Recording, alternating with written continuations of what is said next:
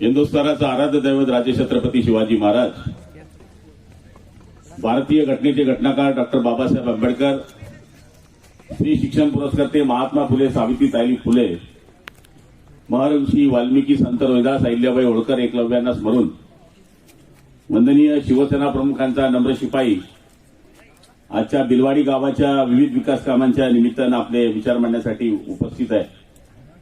वेळ भरपूर झाला असल्यामुळे सगळ्या व्यासपीठाची माफी मागून सगळं सन्माननीय व्यासपीठ, समोर बसलेले सगळे विविध गावांचे आलेले प्रतिष्ठित नागरिक, तरुण मित्र आणि माझ्या बंधू भगिनींनो, आपल्या सगळ्यांच्या साक्षीनं विविध विकास कामांचं भूमिपूजन आणि लोकार्पण झालं असं प्रथमतः मी या ठिकाणी जाहीर करतो. खरं म्हणायला गेलं तर मला वाटलं होतं की 10 कोटीची कामं झालं, आता एकही काम मागलं जायला नाही. तर एवढे कामं दिल्यानंतर अजून जवळपास 2-3 कोटीची यादी या जवानांनी दिली. म्हणजे हनुमानाची शेपटी जशी वाढत होती तसंच कामाची शेपटी वाढतीये. लोंढूभाऊंना पहिल्या वेळेस मी भाषण करताना पाहिलं, जणू काही 4-5 लोक त्यांच्या मागे लागले अशा पद्धतीनं ते भाषण करत होते. आणि भाषण करत असताना आपला स्वार्थ साधत होते की हे कामं द्या. मला आठवतं की ज्यावेळेस भागपूर धरणाचा विषय आला त्यावेळेस रमेश आप्पांनी भागपूर धरणाच्या बाबतीमध्ये विषय मांडला होता. आणि योगायोगाने ते भागपूर धरणाचं काम आज मोठ्या जोरामध्ये सुरू आहे. आणि मला अभिमान आहे की येत्या 1.5 वर्षामध्ये ज्यावेळेस भागपूर धरण पूर्ण होईल तर शिरसोलीपर्यंत, नंदुआबा, तुमच्या गावापर्यंत जवळपास 25 गावांमध्ये याचा फायदा होणार आहे. लोकांना वाटलं होतं की ज्यावेळेस, मला आठवतं की कुरकुरे नाला, रवी आबा, तुम्ही सगळेजण आहेत, ज्यावेळेस कुरकुरे नाल्याचा सर्व्हे झाला त्यावेळेस लोक आम्हाला वेड्यामध्ये काढायचे. पण आपल्याला सगळ्यांना नम्रपणे सांगेल, जिथं जिथं माझ्या कुरकुरे नाल्याची भिंती बांधल्या आहेत तिथल्या विहिरींची 100% पाण्याची पातळी वाढली आहे. हे सगळ्यांना मान्य करावं लागेल. याचं मूळ कारण पाणी अडवण्याचा जो प्रयत्न होता कुरकुरे नाल्याचा, तो जवळपास 10 कोटी रुपये आपण त्या काळामध्ये कुरकुरे नाल्याच्या भिंती बांधल्या. जिथं जिथं पाणी अडवता आलं, धैर्यसिंग आणि त्यांचे गाव इथे बसलेले आहेत, गवखेड्याचे सरपंच, छोट्याशा गावामध्ये आपण तिथे बांध बांधले. तिथं प्यायला पाण्याची जी टंचाई आहे ती टंचाई बऱ्या प्रमाणामध्ये दूर करण्याचा आम्ही या ठिकाणी प्रयत्न केला. आज आपल्या समोर जे आहे ते बिलवाडीमध्ये गेल्यानंतर आपल्या डोळ्यांनी आपण पाहिलं. बिलवाडी रस्ता आपण केला, तिकडे जाण्याकरता पुलाची गरज होती, पुलाचं काम केलं. पाण्याची योजना आहे ती करण्याचं काम केलं. ग्रामपंचायतचं ऑफिस सुंदर असावं म्हणून ग्रामपंचायतचं ऑफिस बांधलं. मग बारक्यासारख्या कॉन्क्रिटीकरणाचे रस्ते असतील, सुशोभीकरण असेल, स्मशानभूमी असेल, ही कामं तर होतच राहतात. पण प्रोजेक्टिव्ह जी कामं आहे ते करण्याचा निश्चितपणाने आपण या ठिकाणी प्रयत्न करत आहोत. या जळगाव जिल्ह्यामध्ये आणि महाराष्ट्रामध्ये जे खातं मला मिळालं पाणी पुरवठा, मी 100% यशस्वी झालं असं म्हणणार नाही, पण जवळपास 80% गावांमध्ये पाण्याच्या योजनेचं काम माझं सुरू आहे. त्याच्यामध्ये जळका असेल, विट्टेर असेल, बिलवाडी असेल किंवा तत्सम जी गावं आहेत, या गावांमध्ये पाणी पुरवठ्याच्या माध्यमातून प्रत्येक गावामध्ये योजना देण्याचं काम आपण या ठिकाणी केलं. आज आपण बघतोय की हे काम करत असताना सीएम जयस्वालच्या माध्यमातून जे रस्ते कधी झाले नाही ते रस्ते करण्याचा आम्ही या ठिकाणी प्रयत्न करतोय. आता काल परवाकडेच मी एक नवीन यादी आणखी रस्त्यांची दिली वीरभाऊ. त्याच्यामध्ये पाथरी ते बोरणार, आदरणीय शिरीष चौधरी बसले, प्रदीप दादा बसले आहेत. पाथरी तो जो बोरणार रस्ता आहे, तो दोघं गावाला जो रस्ता आहे त्याला जवळपास 3 किलोमीटर आपण मुख्यमंत्री ग्राम सडक योजनेमध्ये प्रस्तावित केलं. एवढ्या 15 दिवसाच्या आत त्याला मंजुरी येईल याची खात्री मला आहे. डोंगगाव ते मसावत जो रस्ता आहे, जो मसावत वासियांकरता आणि डोंगगाव करता सगळ्यात महत्वाचा रस्ता आहे, त्याला 4 कोटी रुपये मुख्यमंत्री ग्राम सडक योजनेमधून आपण त्याला प्रस्तावित केलेला आहे. रामदेववाडी ते कुराडदा हा जो मधला रस्ता आहे की ज्या रस्त्याची कायमस्वरूपी आमच्याकडे मागणी येत होती, तो सुद्धा 4 किलोमीटर आपण प्रस्तावित केलेला आहे. आणि चौखेडा ते सुभाषवाडी जो रस्ता आहे त्याला आपण 3 किलोमीटर डांबरीकरणाकरता यावेळेस प्रस्तावित केलेला आहे. म्हणजे ज्या ज्या रस्त्यांच्या मागण्या आमच्याकडे येत आहेत त्या 100% सुटतील असं मी मान्य करणार नाही. पण बरेच रस्ते जे शेतीशी निगडीत आहे, जे गावाला गाव जोडण्यासाठी निगडीत आहे, ते करण्याचा या ठिकाणी प्रयत्न करतोय. योगायोगाने आपला मतदारसंघ हा नशीबवान मतदारसंघ आहे. या मतदारसंघामध्ये कायम मंत्रीपदं आपल्याला मिळाली. जरी मी 2 वेळेस एरंडोलमध्ये आमदार होतो तरी 2 वेळेस मी एरंडोलमधून मंत्री होऊ शकलो नाही. पण या मतदारसंघामध्ये आदरणीय सुरेशदादा हे 2-3 वेळेस मंत्री झाले. ज्यावेळेस मी पराभूत झालो त्यावेळेस आदरणीय देवकरप्पा या भागामध्ये मंत्री झाले आणि त्याच्यानंतर या 7 वर्षापासून गुलाबराव पाटील तुमच्यासमोर मंत्री म्हणून काम करतोय. मी कोणाला आव्हान देत नाही, कोणाला चॅलेंज देत नाही, पण माझं आपल्याला सगळ्यांना नम्रपणे सांगायचं आहे, आपण माझ्या निधीचा मोजमाप केली पाहिजे, कामांची मोजमाप केली पाहिजे. आणि ज्या गावांमध्ये मी एकच गोष्टीचा माणूस आहे, शेतकरी माणूस आहे, ज्याप्रमाणे फटफटीच्या टायराची काळजी आपण घेतो त्याप्रमाणे बैलांची काळजी घेण्याचा प्रयत्न करण्याचं काम मी या ठिकाणी सुरू केलेलं आहे. मूळ आमची बैलांची जोडी सुद्धा 1.25 लाखाच्या खाली नाही. हिरो होंडा जी सेकंड हँड आहे तिची किंमत 50,000 आहे. आपण त्या टायराची काळजी करतो, पण जो राब राबणारा आमचा नंदी बैल आहे त्या बैलाची आपण काळजी घेण्याची अत्यावश्यक गरज आहे. आणि आज आपण बघतोय की शेतकऱ्याचे रस्ते शिरसोलीच्या आजूबाजूला मला नाही वाटत कुठला रस्ता शिल्लक राहिला असेल. आदरणीय नंदू आबा बसलेत किंवा अनिल भाऊ इकडे बसलेत, तिकडे आमचे पाटील मंडळी बसलेली आहेत, त्याचबरोबर आमचे दुसरे नंदू भाऊ बसलेत, रावसाहेब बसलेत. आणि सांगायचा अर्थ असा आहे की शिरसोलीच्या आजूबाजूला कुराळदा रस्ता असेल, त्याचप्रमाणे दापुरीकडनं आमच्या नाना भाऊंच्या भागाकडनं जाणारा रस्ता असेल, हे सगळे रस्ते म्हणजे लमांजन, कुराळदा, वाकडी आणि शिरसोली हा जो शॉर्टकट रस्ता आहे त्याच्यामधला पूल सुद्धा आपण मागच्या काळामध्ये केला. म्हणजे आपण या भागामध्ये जे शेतीला जोडणारे रस्ते आहेत ते रस्त्याचा काम करण्याचा प्रयत्न केला. मागच्या काळामध्ये शिरसोली ते दळके हा रस्ता खराब झाला होता, आपण त्याला नूतनीकरण केलं. शिरसोली ते विटणे रस्ता आपण केला होता, पण मधला पॅच राहिला होता विखे पाटील, पण तो आता आपण पूर्ण करण्याचा या ठिकाणी प्रयत्न करतोय. आणि मला वाटतं तो झालाही असेल, झाला तो रस्ताही आपण डांबरीकरण पूर्ण केला. मला वेळच नाही आहे पहिली गोष्ट. पहिलं म्हणजे आता शिवराजनी जे सांगितलं ते खरं आहे की आम्हाला नारळ फोडायला वेळ नाही. कोणीतरी कार्यक्रम घेतो म्हणून आम्हाला तरी येता येतं. काल मी आज येऊ शकलो असतो, बिलकुल नाही. काल मी सकाळी 2 वाजता मुंबईत होतो, दुपारी 4 वाजता मी कराडला गेलो, 5 वाजता मी विटा म्हणून गाव आहे तिथे आमचे आमदार वारले होते बाबर साहेब, त्यांच्या दारावर गेलो. तिथून मी पुन्हा कोल्हापूर आलो आणि कोल्हापूरहून जळगाव रात्री आलो आणि नंतर तुमच्याकडे आलो. म्हणजे मी जवळपास 1700 किलोमीटर फिरून तुमच्याकडे धोंडुबा आलोय. सांगायचा अर्थ असा आहे की मला शक्य नव्हतं आपल्याकडे येण्याचं, पण महाराष्ट्राचा पूर्ण व्याप असल्यामुळे आणि नेहमी आपलं फिरणं असल्यामुळे आपल्या विभागामध्ये, आपल्या भागामध्ये निश्चितपणाने संपर्कामध्ये कमतरता पडत असते. 100 ठिकाणी मला बोलवलं तर मी 100 ठिकाणी येऊ शकेल असं चित्र नाहीये, पण तरी सुद्धा मी दारावर, लग्नावर काही प्रमाणामध्ये येण्याचा प्रयत्न करत असतो. पण मी नाही आला तर कमीत कमी प्रतापला असेल किंवा या विभागाचे जिल्हा परिषद सदस्य असतील, या विभागाचे आमचे शिवसेनेचे पदाधिकारी असतील, यांना पाठवण्याचा प्रयत्न करत असतो की जेणेकरून आपली अनुपस्थिती राहता कामा नये.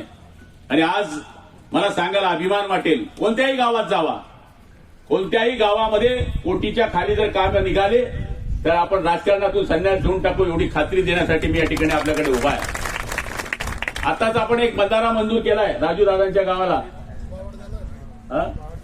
तुमचा जो एरिया येतो ना तो राजू दादाने, तू मला वाटतं 1 कोटीचा आहे, 1 कोटी आणि 78 लाखचा बंधारा आता जस्ट मंजूर केलेला आहे. सांगायचा अर्थ असा आहे की हे करत असताना आपण रस्ते तर करतोच आहे, पण जिथं पाणी अडवता येईल, आपण काय मोठा धरण बांधू शकत नाही, पण जिथं नाला थांबवता येईल, जिथं छोटी नदी थांबवता येईल, तिथं हा प्रयत्न आपण सुरू केलेला आहे. आणि हा प्रयत्न आपण मसावत पासून शिकलो. मसावतला आपल्याला माहिती आहे की पहिला बंधारा हा बँकेच्या मार्फत सूर्यदादांच्या काळामध्ये झाला होता. नंतर तो लिकेज झाला. मसावतची मंडळी सगळी माझ्याकडे आली आणि त्यांनी सांगितलं की हा रिपेअर केला पाहिजे, नाहीतर हे पाणी पूर्ण वाहून जातं. आपण त्यावेळेस 65 लाख रुपये दिले आणि त्या बंधाऱ्याचं पाणी थांबवलं. नंतर आमच्या डोक्यामध्ये आयडिया आली की आपण मागे एक बंधारा का बांधू नये. मग मागे आम्ही 2 कोटी रुपयाचा बंधारा बांधला. त्याच्यामध्ये आमदार फंड आणि डीपीटीसीचा पैसा टाकला आणि तो बंधारा बांधला. म्हणून आज सगळीकडे तुम्हाला नदी कोरड्या दिसतील, पण मसावत बेल्टची नदी ही आपल्याला कधीच कोरडी दिसत नाही. तिथून बऱ्याच पाण्याच्या योजना या आपल्या खेड्यामध्ये येत आहे, म्हणून आपल्याला प्यायला पाणी मिळत आहे. ते सांगायचा अर्थ असा आहे की आपण रस्त्यांचं काम करतोच आहे, गावाच्या अंतर्गत सुविधाही करण्याचा प्रयत्न करतो आहे, पण त्याचबरोबर हा आमचा जो ड्राय एरिया आहे, भागपूर पूर्ण झाल्यानंतर मी आपल्याला चॅलेंज देईल, या 3-4 वर्षानंतर या एरियामध्ये आज जी हिरवळ दिसते आहे याच्यापेक्षा 10 पट हिरवळ दिसेल एवढी खात्री मी आपल्याला या ठिकाणी देणार आहे. सगळीकडे पाणी जरी सुटत नसलं तर हा आपल्याला दहीगाव बंधाऱ्यापर्यंतच आपल्याला रिझर्वेशन होतं. विरुदादाच्या गावापर्यंतच आम्हाला पाणी सोडायचे, पण मंत्री झाल्यानंतर त्याचा फायदा करून घेतला, रोटेशन मंजूर करून घेतले. जेव्हाही गिरण्याचं पाणी सुटेल ते कानडद्यापर्यंत सोडा असा कायमस्वरूपी ठराव करून घेतला. त्याच्यामुळे जेव्हाही ते प्यायला पाणी सोडतात तेव्हा त्यांना कानडद्यापर्यंत पाणी सोडलं की मग लग्नाबरोबर साखरपुडा होऊन जातो. कानडद्याला पाणी द्यायचं असलं तर मसावरला थांबणार आहे, मसावरला आलं तर शिरसोलीच्या बंधाऱ्यामध्ये थांबणारच आहे, दापोऱ्याच्या बंधाऱ्यामध्ये थांबणारच आहे. आणि असं करत करत आपण कानडद्यापर्यंत जी पाणी टंचाई आहे ती दूर करण्याचा या ठिकाणी प्रयत्न करत असतो. आज मला खात्री आहे की या विभागामध्ये बऱ्याच समस्या जरी नसल्या तरी सगळ्यात मोठ्या समस्या या शेत रस्त्यांच्या काही ठिकाणी आहे. रामदेववाडी, सुभाषवाडी, लोणवाडी, विटनेर तांडा इथं तर आम्ही ठरवून घेतलंय या 2 वर्षाच्या आत त्या गावामध्ये ज्याप्रमाणे इतर गावांमध्ये काँक्रिटीकरण रस्ते दिसतात, ज्याप्रमाणे प्रत्येक गावामध्ये गटारी दिसतात, आज सुभाषवाडी, लोणवाडी या भागामध्ये आपण जर गेलात, विटनेर तांडामध्ये गेलात तर अजूनही तिथे गटारी नाही ही स्थिती आहे. त्यामुळे ज्यावेळेस आम्ही लोणवाडी, सुभाषवाडीला गेलो कार्यक्रमाला तर पहिलं काम केलं की आम्ही त्या ठिकाणी 20 लाख रुपयाच्या गाव अंतर्गत गटारी देण्याचं काम केलं आणि आज ते काम मंजुरीला आहे. म्हणजे छोटे छोटे जे तांडे आहेत, छोटे छोटे जे गाव आहेत, जिथला माणूस आपला आवाज काढू शकत नाही, अशा लोकांची कामं करण्याचा या ठिकाणी आम्ही प्रयत्न करतोय. आज या कार्यक्रमाला येत असताना मनामध्ये हाच विचार होता की आता कामं इकडच्या गावाची संपली, पण माझ्याकडे मागणी आली आता ग्रामपंचायत तर बांधली, मग ग्रामपंचायतच्या समोर गारा व्हायला नको, त्याच्याकरता आता प्युअर ब्लॉक बसवून द्या. त्याच्यानंतर स्मशानभूमीला संरक्षण भिंत द्या, कारण की तिथून भूत फलित जाता कामा नये म्हणून तिथं भिंत बांधून द्या. त्याच्यानंतर विठ्ठल मंदिराच्या समोर ब्लॉक बसवण्याचं आणि संरक्षण भिंतीचं काम आपण या ठिकाणी मागितलंय. सभा मंडपाचं काम मागितलंय, काँक्रिटीकरणाचं काम मागितलंय, बौद्ध विहार आहे, व्यायामशाळा आहे, शिवाजी महाराजांच्या समोर सुशोभीकरणाचं काम मागितलंय आणि चर्मकार समाजाला सामाजिक सभागृह बांधण्याचं काम आपण या ठिकाणी मागितलेलं आहे. खरं गणायला गेलं तर आमदार आणि पालकमंत्री याच्यामध्ये फरक असतो, कारण की पालकमंत्र्याकडे जिल्ह्याच्या ज्या आर्थिक नाड्या आहेत त्याच्यापैकी बराच निधी हा पालकमंत्र्याच्या सूचनेवरून दिला जात असतो. त्यामुळे हे एकच बिलवाडीची ग्रामपंचायत नाही, जिथं जिथं ग्रामपंचायतची मागणी आली तिथं तिथं आपण नवीन ग्रामपंचायती देण्याचा या ठिकाणी प्रयत्न केला. आता मला वाटते बोरनार या फेजमध्ये आहे, स्वराजजी आले असतील किंवा सुनील भाऊ असतील, जळकं आता या नवीन फेजमध्ये राजूदादा आहे, लोणवाडीचा ग्रामपंचायत आता मंजूर आहे, वराडची आता ग्रामपंचायत नवीन मंजूर केलेली आहे. आणि सांगायला मी अभिमानानं सांगतो की आता नवीन घरकुलमध्ये ओबीसीचा समावेश झाला आहे. पालकमंत्र्याला कोटा वाटण्याचा अधिकार आहे. आतापर्यंत बौद्धांना ज्याप्रमाणे घरकुल दिले गेले, ज्याप्रमाणे चर्मकारांना जिबू घरकुल दिले गेले, त्याचप्रमाणे आता ओबीसींना घरकुल देण्याकरता पुढच्या महिन्यात मी बैठक घेणार आहे. त्याच्यामध्ये पाटील समाजाचा असू दे, गुजर समाजाचा असू दे, तेली समाजाचा असू दे, जोही गरीब असेल त्याला घरकुल देण्याचं काम निश्चितपणाने गुलाबराव पाटील केल्याशिवाय राहणार नाही, हे वचन मी आपल्याला या ठिकाणी देतो. त्याचबरोबर एनटी लोक जे आहेत, एनटी लोकांचाही कोटा आपण वाढवण्याकरता व्हिडिओला धोंडूभाऊ आदेश केलेले आहे. तुमच्या गावामध्ये जेवढे एनटी असतील त्यांची तुम्ही नावं द्या, किंवा परिसरामध्ये जे एनटी लोक आहेत त्यांची जर नावं दिली तर आपण हा कोटा वाढवून घेऊ आणि निश्चितपणाने घरकुल देण्याचा या ठिकाणी प्रयत्न करू. मला कोणावर टीका करायची नाही आणि मी टीका करता जन्माला आलो नाही, पण माझ्यावर जे लोक काही टीका करतायत की काम दाखवा, अरे मी तर म्हणतो कड्याला कड्या लावा. तुम्ही पण 4.5 वर्ष पालकमंत्री होते, मी पण पालकमंत्री आहे. जर तुमच्यापेक्षा कणभर माझं काम जास्त नसेल तर पुढच्या आमदारकीचा फॉर्म भरणार नाही, हे चॅलेंज द्यायला मी या ठिकाणी उभा आहे. आणि माझ्याकडे हस्तक्षेप करायला कोणी नाही आहे.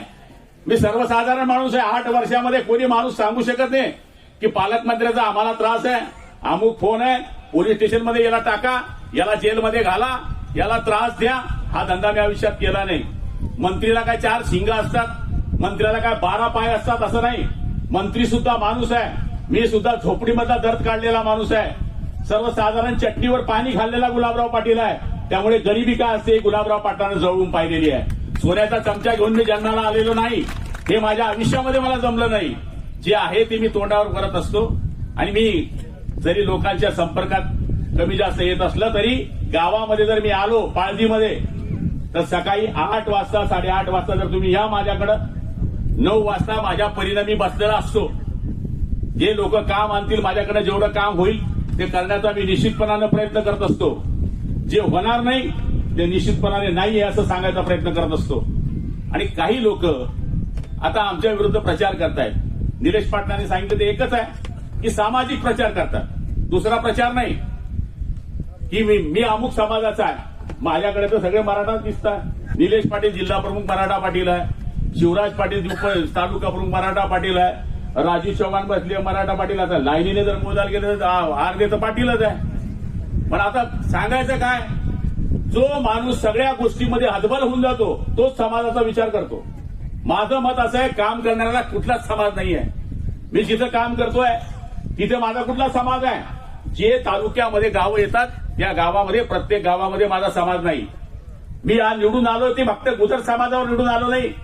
मी आपल्यासारख्या सर्वसाधारण 12 बलुचीदार मराठा समाज, मुस्लिम समाज, दलित समाज सगळ्यांच्या आशीर्वादाने मी आमदार झालो आहे. पण आता त्यांच्याकडे प्रचाराला मुद्दा नाही. मुद्दा नसल्यामुळे एक पिल्लू आता सोडलेला आहे. मग 4.5 वर्ष तर तुम्ही पालकमंत्री होते, मराठा समाजाचे होते. किती मराठ्यांना मोठं केलं इथं समजून सांगा ना. तुम्ही नाना देवकर शिवाय एक पान तुमचं हलायचं नाही. आणि आता तुम्ही दुसरा विचार कधी केला पण नाही. फेडरेशनमध्ये तुम्ही तुमच्याशिवाय मराठा समाजाच्या पोऱ्याची सोसायटी गेली तर कमिशन सोडता का? 5% घेतल्याशिवाय मराठाच्या पोऱ्याची तुम्ही फाईल पास करत नाही, तेव्हा तुम्हाला जात आठवत नाही. आणि मतदान आलं की मग जात आठवते. तुमच्या मामाचं गाव सांगा जळगाव जिल्ह्यामध्ये कुठे आहे म्हणा. सांगावं एखादं गाव, मामाचं गाव, आत्याचं गाव, फौशीचं गाव, फुईचं गाव, एकही गाव नाही. सामाजिक जर तुम्ही या गोष्टी करत असाल तर माझ्या माहितीप्रमाणे तुम्ही मुद्द्याला मुद्दा सांगा की गुलाबराव पाटलांनी हे काम केलं नाही, गुलाबराव पाटलांनी अमुक काम केलं नाही. अरे माझा चॅलेंज आहे, डिप्या मोजा डिप्या. नुसत्या डिप्यांमध्ये बुजून टाकीन मी तुम्हाला एवढ्या डिप्या दिलेल्या. शेतकऱ्यांना चॅलेंज सांगावं. अरे डीपी मागायला आला शेतकरी. कोणत्या आमदारांनी दिले याच्या काळात डीपी? सुरेशदादाही मंत्री होते, रमेश आप्पा त्या काळापासून काम करताय. चिबू तुम्ही पण काम करत होता. दादा म्हणजे तुम्ही देव मानायचे आणि दादानी तुमची कामं केली. आणि दादानी या मतदारसंघात दात तोडलं. सांगा डीपी दिली कधी? दिली. मग आता 16 लाख दिवस मी एक डिप्पीला हे देतो. गुलाबराव पाटील शेतकऱ्यांची काळजी घेतो. हे चॅलेंज बोलतोय. दाखवा देवकराप्पांच्या काळात देवकराप्पांनी किती डिप्या दिल्या शेतकऱ्यांना डिप्या. मत मागण्याकरता फक्त बोलायचं, काम करायचं नाही, बॉम्ब पाडायची नाही आणि टीका करायची, सामाजिक वातावरण तयार करायचं.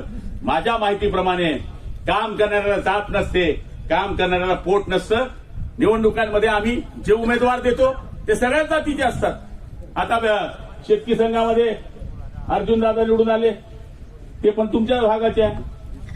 विजू बापू तिकडून निवडून आले, आमच्या गजानन निवडून आला, ब्रिजलाल पाटील निवडून आले, विकास पाटील निवडून आले. हे 5 जण आमचे उमेदवार राहिले. आमचा 1 जण अटकून गेला, पण आम्ही 2 जण काढण्याकरता रात्रंदिवस आमची ही टीम फिरली. आणि भाऊ सगळे तुम्ही साक्षीदार आहे, तुम्ही सगळेजण फिरलेत. आणि सांगायचा अर्थ असा आहे की तुम्ही फक्त सामाजिक वातावरण तयार करत असाल तर लोक वेडे नाही आहे. काम आला तर समाज, काम संपलं की कहा गया समाज मालूम नाही. जळगावमध्ये तुम्ही राहतात. माझं चॅलेंज आहे, तुमचे फोन रेकॉर्ड काढा, माझे फोन रेकॉर्ड काढा.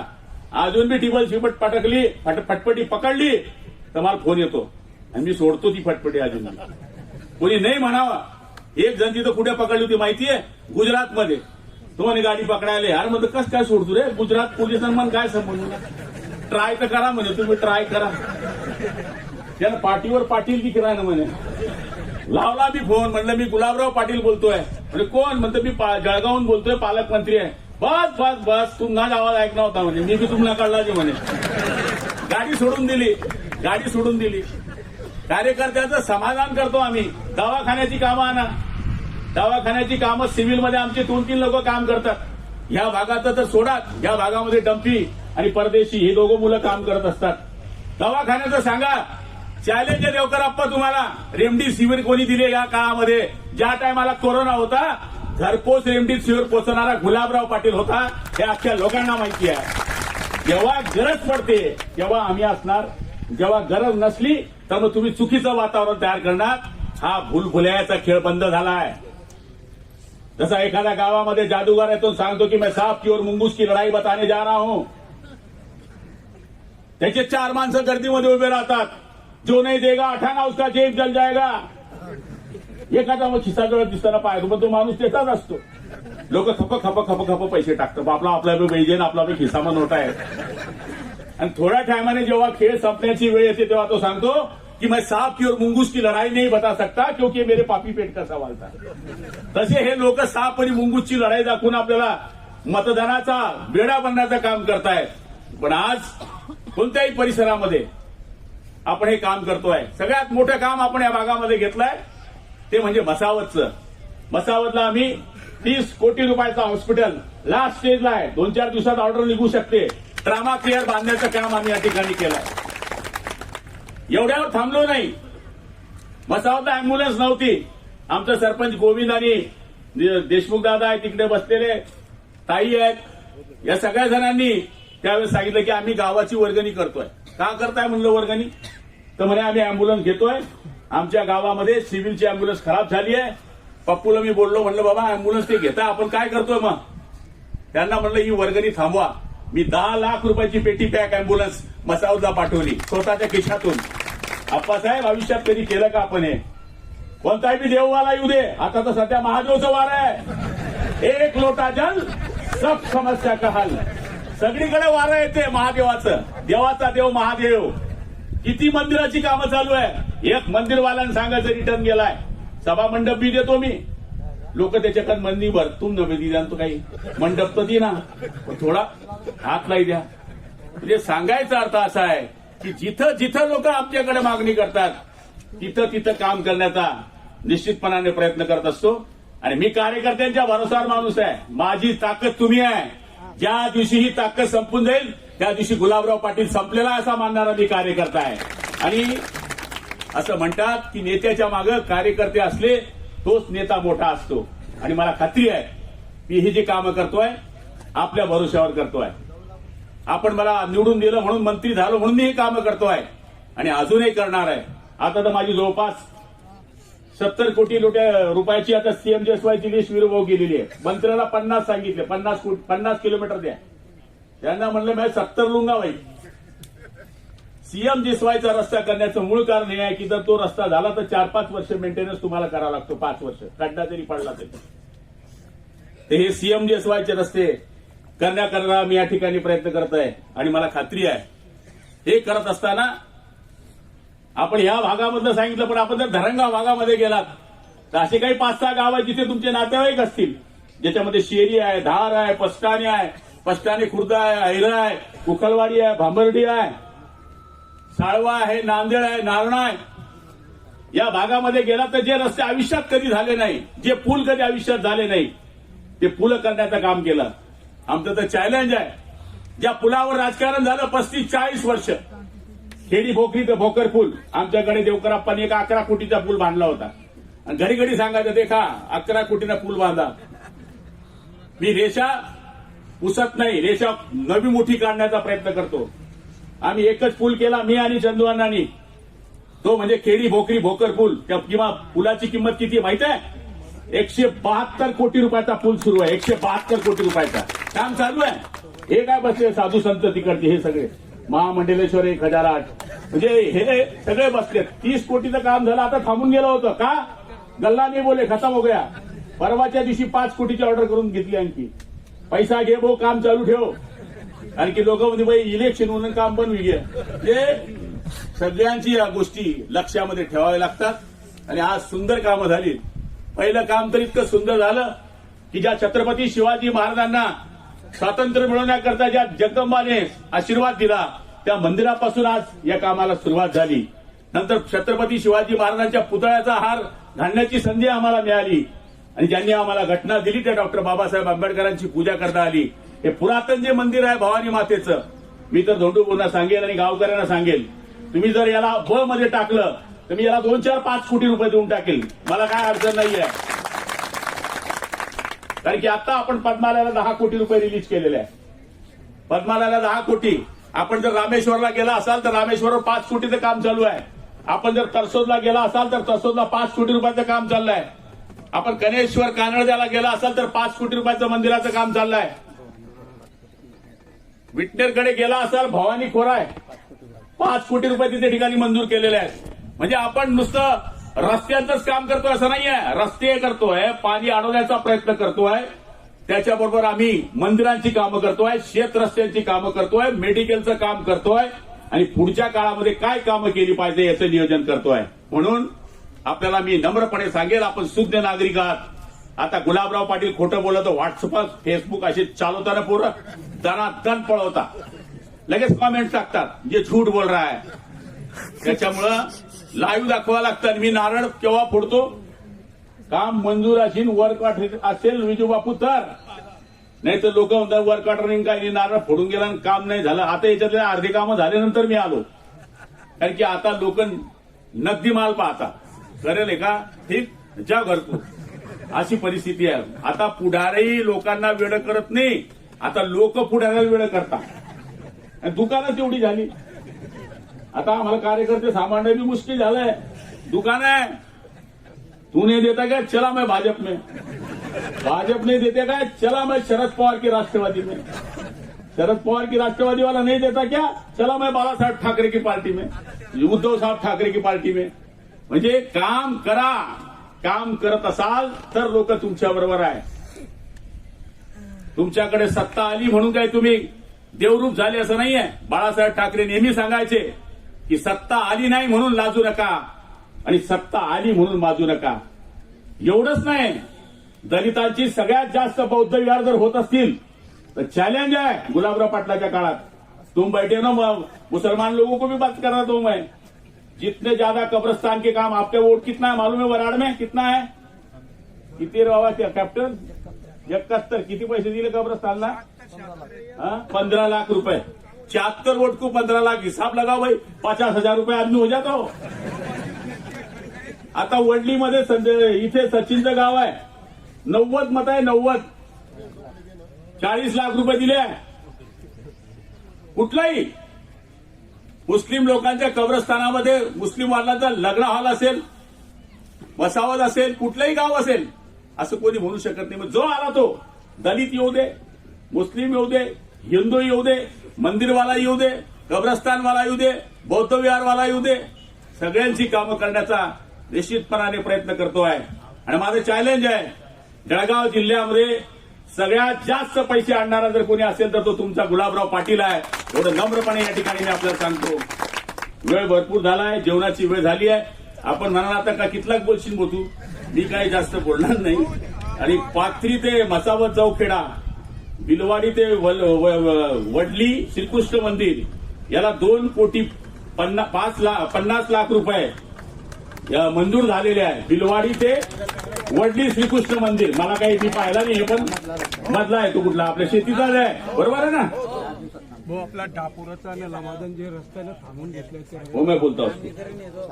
हे काम जे आहे ना बिलवाडी वडली श्रीकृष्ण मंदिर, हे 4 दिवसाच्या आत काम चालू होणार आहे. पाऊस आले की आज डांबरीकरण पे जाएंगे आप. म्हणजे विरोधात बोलताना तर त्या गाडीवर फिरवा आपण, चलो भाई हमारे साथ में, आणि विरोधातच काम करताय, बरोबर आहे ना. त्यामुळे कामची काही चिंता नाही. त्यामुळे निश्चितपणाने जी कामं आम्हाला तुम्ही सांगतायत, रस्त्यांची कामं सांगतायत, त्याप्रमाणे आपण काम करतोय. आपण सगळेजणांनी मोठ्या संख्येनं उपस्थिती दिली त्याबद्दल मी आपल्या सगळ्यांचे आभार मानतो आणि माझे लांबलेले 2 शब्द संपवतो. जय हिंद, जय महाराष्ट्र.